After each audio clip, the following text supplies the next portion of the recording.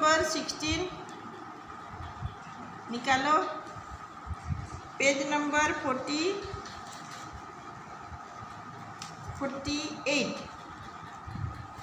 Page number 48, lesson number 16। ये एक कविता है, हम उसको पढ़ेंगे। देखो बहुत इजी है भाई, छोटा सा कविता है। तुम लोगों को सीखने वाली बातें यहाँ पर दी गई है, जो कि सोहनलाल द्विवेदी तुमको आसानी से कैसे बात सीख पाओगे ऐसे वो कविता लिखे हैं। जो कविता का कवि, जो राइटर है, जो कवि है, जो लिखे हैं, कविता लिखने वालों को कवि कहा जाता है, और गद्यांश वाले लिखने के लिए उनको लेखक कहा जाता है। तो यहाँ पर हम कहेंगे यहाँ पर कवि सोहनलाल द्विवेदी। तो सोहनलाल द्विवेदी छोटे छोटे बच्चों के लिए, मतलब आप लोगों के लिए ऐसा कहानी, ऐसे कविता लिखे हैं जो कि तुम लोगों का आसानी से समझ पाओगे। तो यहाँ पर हम कविता पढ़ेंगे। एक एक यदि पेड़ लगाओ तो तुम बाग लगा दोगे। एक एक यदि पेड़ लगाओ तो तुम बाग लगा दोगे। तो हम लोग क्या करते हैं, हमारा बगीचे में देखो, बगीचा सुनसान है, उसमें आज एक ठो पेड़, 2 दिन के बाद एक ठो पेड़, छोटा छोटा पौधा जो है, ये पौधा एक एक करके तुम लगाओगे तो बहुत सारे, एक के बदले 10 हो जाएंगे, 10 के बदले 20 भी हो सकते हैं, कुछ भी हो। तो जो सूना मैदान था, खाली मैदान था, उसमें अगर हम पौधा लगाएंगे तो एक दिन सुंदर सा बगीचा बन सकता है। इसमें फूल खिल सकते हैं, फूल का पौधा लगाओगे तो फूल खिल सकते हैं, एक बगीचा बन सकता है।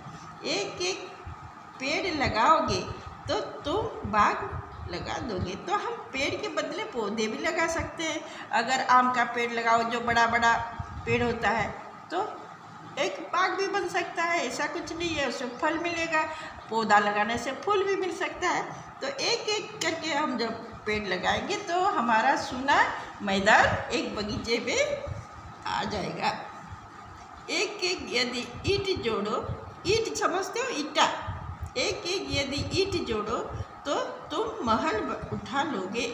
तो एक एक करके जब हम किसी का घर देखते हैं या किसी का महल देखते हैं, बड़ा बड़ा घर देखते हैं या छोटा झोपड़ी जो भी हो, तो उस अपने आप हो जाता है क्या? नहीं, उसमें सीमेंट बालू जो कि कुछ है उसके साथ हम एक एक करके, एक के ऊपर एक ईंट रखते हैं, एक दीवार बना लेते हैं।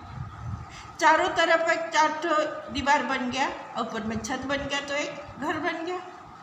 तो जो अमीर लोग हैं वो क्या करते हैं, एक के ऊपर एक घर बना लेते हैं, तो महल जैसे बन जाता है।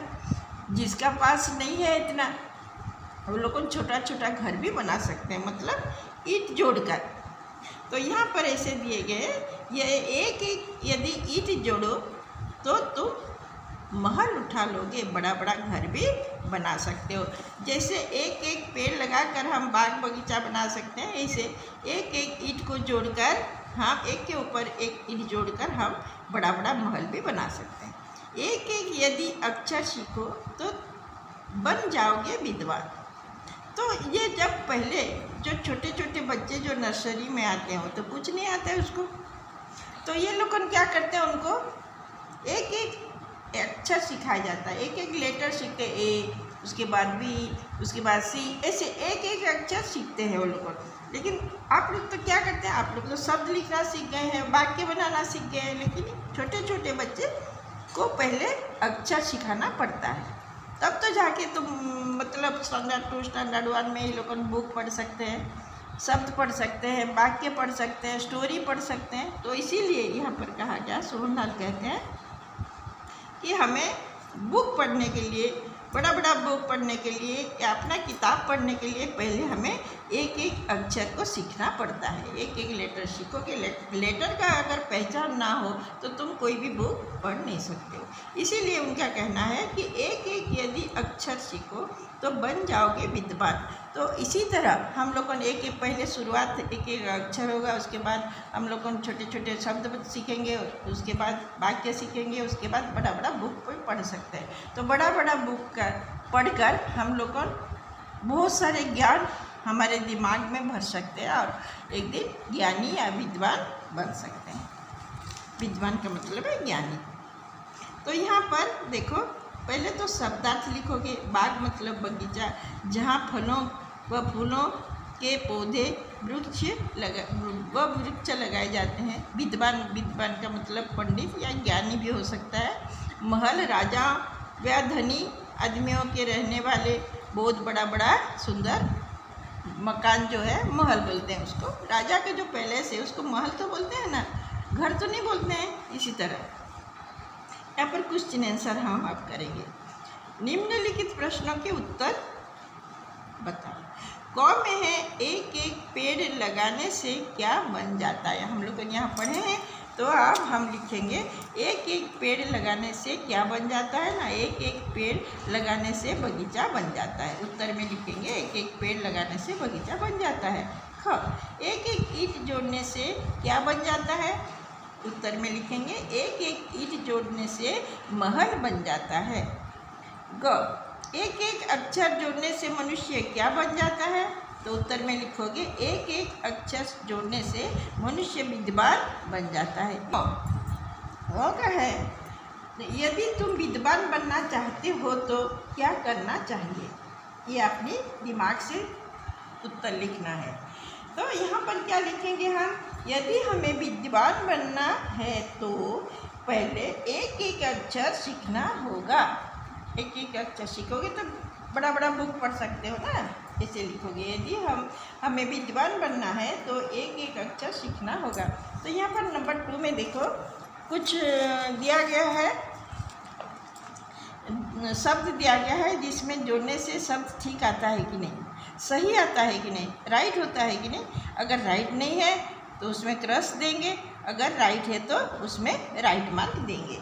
तो यहाँ पर देखो एक एक जल्दी जल्दी, ये तो ऐसे सही शब्द नहीं लगता है, सही सेंटेंस भी नहीं लगता है। एक एक जल्दी जल्दी, एक कुछ पता चलता है क्या, तो यह पता ना चलने पर हम लोग को क्रॉस मार्क देंगे।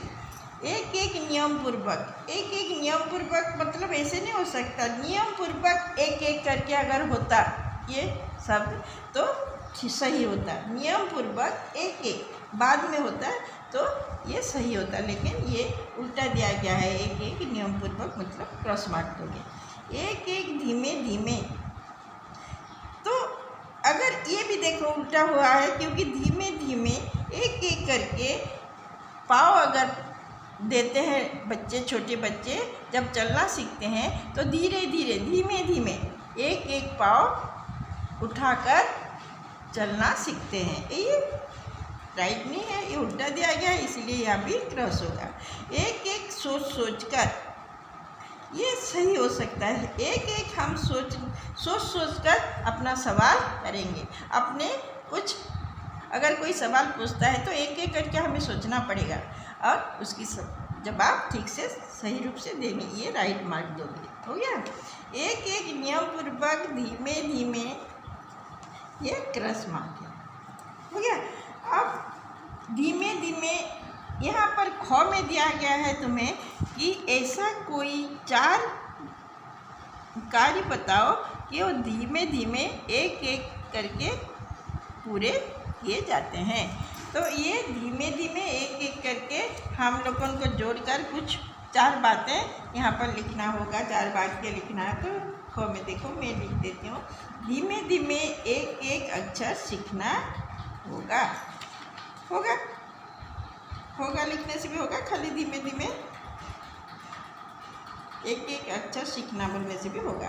धीमे धीमे 4 कहा गया है। एक तो क्या अक्षर सीखना, 2 में आया धीमे धीमे एक एक पेड़ लगाना। धीरे धीरे एक एक पेड़ लगाओ, ये नहीं कि एक दिन में धीरे धीमे एक एक ईंट जोड़ना, ये नहीं है कि तो धीमे धीमे एक एक पाँव रखकर छोटे बच्चों का चलना सीखना। तो यहाँ पर दिया गया है, देखो इस कविता का भाव अपने शब्दों में लिखो। तो तुम अपने शब्दों में भी अपनी भावना अपने शब्दों में भी लिख सकते हो। जिसको नहीं आता है मैं बता देती हूँ। देखो इस कविता का भाव यह है कि हम धीरे धीरे एक एक करके सब काम कर सकते हैं। हर काम करने के लिए हमें धीरे धीरे सोच कर हर काम को करना होगा। हो गया।